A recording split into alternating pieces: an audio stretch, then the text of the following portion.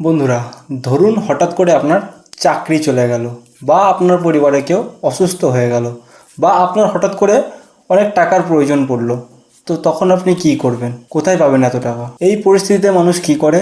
মানুষ লোন নিয়ে নেয়, ক্রেডিট কার্ড ব্যবহার করে, বা কারোর কাছ থেকে ধার চায়। তো এই সমস্যা থেকে মুক্তি পাওয়ার জন্য আপনাদের দরকার একটা এমার্জেন্সি ফান্ড। আজকের ভিডিওতে আমরা এটা নিয়ে কথা বলবো যে এমার্জেন্সি ফান্ড কি, এমার্জেন্সি ফান্ড কিভাবে বানাতে হয়, কত টাকা এমার্জেন্সি ফান্ডে রাখা উচিত। তাই ভিডিওটি শেষ পর্যন্ত দেখবেন, কারণ এমার্জেন্সি ফান্ড সম্পর্কে সবকিছু ক্লিয়ার করব আজকের এই ভিডিওতে। তো চলুন ভিডিওটি শুরু করা যাক। তো প্রথমেই বলবো এমার্জেন্সি ফান্ড কি। খুব সহজে বললে এমার্জেন্সি ফান্ড হচ্ছে এমন একটি ফান্ড যেখানে আপনার যখন খুব জরুরি টাকার দরকার পড়বে সেই ফান্ড থেকে আপনি টাকাটা তুলতে পারেন।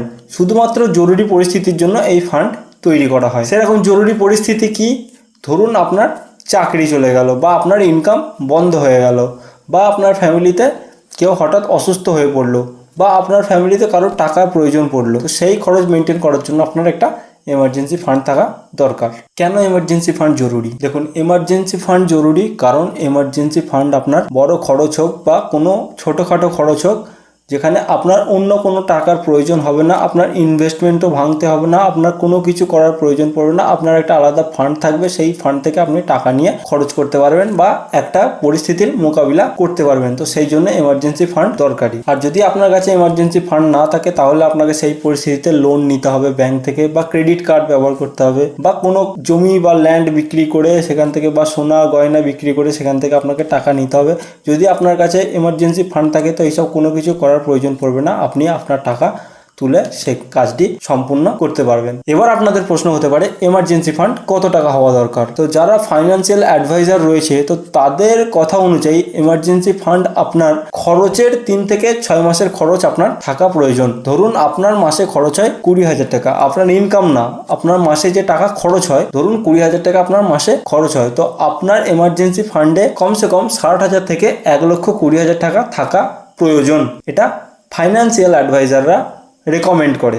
এবার আপনি চাইলে এতে আরও বেশি টাকা রাখতে পারেন, কিন্তু কম টাকা রাখা যাবে না। এবার আপনার মনে হতে পারে যে আমি যে এমার্জেন্সি ফান্ডে টাকাটা রাখবো, কিন্তু সেখানে তো আমার রেট অফ রিটার্ন কম, বাজারের যে ইনফ্লেশন, তো সেই ইনফ্লেশনকে বিট কিভাবে করব? ধরুন আজকে একটা জিনিস 100 টাকায় পাওয়া যাচ্ছে, তো 1 বছর পরে সেই জিনিসটা 106 টাকায় পাওয়া যাবে। তো টাকার ভ্যালু 100 টাকা থেকে 94 টাকায় চলে এলো, কারণ 6% কমে গেল। তো আপনার সেই ইমার্জেন্সি ফান্ডও তো কমে যেতে পারে। তো সেই জন্য এমার্জেন্সি ফান্ড একটা ভালো জায়গায় রাখা উচিত, যেখানে আপনার ইনফ্লেশনকে বিট করা যায়। যেমন ধরুন আপনি রাখতে পারেন সেভিংস অ্যাকাউন্টে, কিন্তু সেভিংস অ্যাকাউন্টে রেট অফ ইন্টারেস্ট কম, 2 থেকে 3%ই পাবেন। তাই খুব অল্প পরিমাণ টাকা যেটা আপনি তৎক্ষণাৎ তুলতে পারবেন, তো সেই টাকা আপনার সেভিংস অ্যাকাউন্টে রাখা প্রয়োজন। বাকি যে মোটা অঙ্কের টাকা রয়েছে, যেটা আপনি এফডিতে রাখতে পারেন, যেটাকে বলা হয় ফিক্সড ডিপোজিট। ফিক্সড ডিপোজিটে রাখলে আপনার কি হবে, সেই টাকা আপনি উইথড্রল করলে কিছুক্ষণের মধ্যে চলে আসবে। বাকি একটু যদি বেশি ইনফ্লেশনকে বিট করে যদি 1-2% আপনি কামাতে চান ইন্টারেস্ট, তো তার জন্য আপনি রাখতে পারেন লিকুইড মিউচুয়াল ফান্ডে। লিকুইড মিউচুয়াল ফান্ডে এক্সপেন্স রেশিও কম, এক্সিট লোড কম, আর আপনার টাকা 3-4 ঘন্টার মধ্যে আপনার ব্যাংক অ্যাকাউন্টে চলে আসবে। তো আপনারা এই 3টি জায়গায় টাকা রাখতে পারেন। কিন্তু হ্যাঁ, যতটা টাকা আপনার একসাথে দরকার, মানে প্রথমেই যতটা টাকা দরকার ততটা টাকা আপনি সেভিংস অ্যাকাউন্টে রাখুন। ধরুন আপনার কাছে 60,000 টাকা রয়েছে এমার্জেন্সি ফান্ডে, তো প্রথম 20,000 টাকা আপনি সেভিংস অ্যাকাউন্টে রাখুন, বাকি টাকা আপনি এফডিতে বা লিকুইড মিউচুয়াল ফান্ডে রেখে দিতে পারেন। এবার আপনার মনে হতে পারে আমার কাছে তো অত টাকা নেই যে আমি এমার্জেন্সি ফান্ড তৈরি করব। তো এখন থেকে অল্প অল্প টাকা জমানো শুরু করুন, কারণ 1,000, 2,000, 3,000 টাকা জমাতে জমাতে আপনি এমার্জেন্সি ফান্ড তৈরি করতে পারেন। আর ফাইন্যান্সিয়াল অ্যাডভাইজাররা বলে যে আপনার কাছে যতক্ষণ না এমার্জেন্সি ফান্ড থাকবে ততক্ষণ আপনি ইনভেস্ট শুরু করতে পারেন না। তো আমিও বলবো যে আপনার কাছে প্রথমত একটা এমার্জেন্সি ফান্ড থাকা দরকার, একটা লাইফ ইন্স্যুরেন্স থাকা দরকার, একটা হেলথ ইন্স্যুরেন্স থাকা দরকার, কারণ আপনার ইনভেস্টমেন্টকে বাধা দেবে এই 3টি জিনিস। তো হঠাৎ আপনার টাকার প্রয়োজন পড়লে আপনাকে আপনার মিউচুয়াল ফান্ড ভেঙে বা আপনার স্টক বিক্রি করে সেখান থেকে টাকা জোগাড় করতে হবে। তো সেখানে ইনভেস্টমেন্ট করার কোনো মানেই হয় না, যেখান থেকে আপনার ইনভেস্ট ভেঙে যাবে। তো সেই জন্য দরকার একটা এমার্জেন্সি ফান্ড, একটা হেলথ ইন্স্যুরেন্স, আর একটা লাইফ ইন্স্যুরেন্স। তবে হ্যাঁ, এমার্জেন্সি ফান্ড শুধুমাত্র এমার্জেন্সির জন্য ব্যবহার করবেন।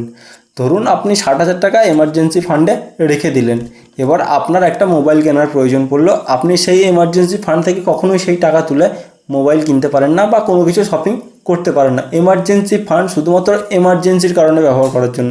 যখন আপনার খুব এমার্জেন্সি হবে তখনই আপনি ব্যবহার করতে পারবেন।